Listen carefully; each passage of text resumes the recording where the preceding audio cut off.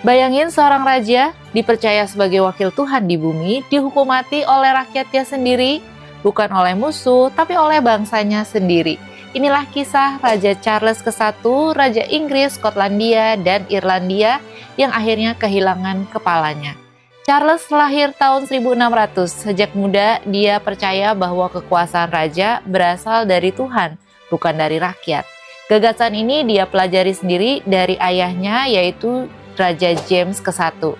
Saat naik tahta di tahun 1625, Charles mencoba mengembalikan gaya pemerintahan yang tertib dan sakral. Dia juga membawa kembali ritual gereja yang megah, penuh simbol, yang banyak orang tuh merasa, kok ini jadi mirip Katolik ya, dan membuat rakyat itu cemas.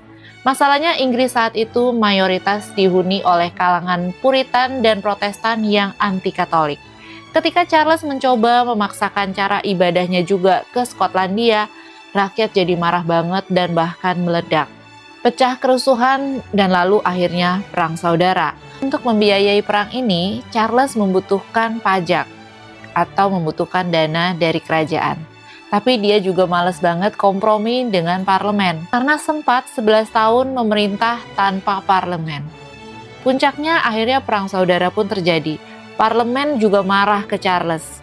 Parlemen membentuk pasukan sendiri, dan disinilah muncul sosok Oliver Cromwell, komandan militer jenius sekaligus tokoh Puritan yang sangat anti-monarki.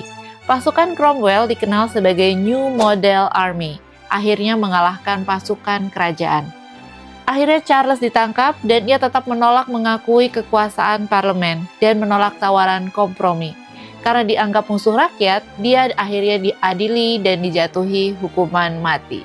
Pada 30 Januari 1649, Charles ke-1 akhirnya dipenggal, dan untuk pertama kalinya dalam sejarah Inggris, seorang raja dihukum oleh rakyatnya sendiri.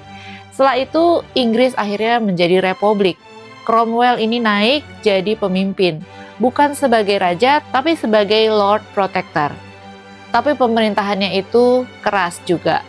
Dan setelah dia meninggal, rakyat ini merindukan stabilitas dan akhirnya monarki dipulihkan kembali lewat Raja Charles II yang merupakan anaknya Raja Charles ke-1. Sebagai simbol balas dendam karena kematian ayahnya, Raja Charles II memerintahkan untuk menggali kembali makam Cromwell.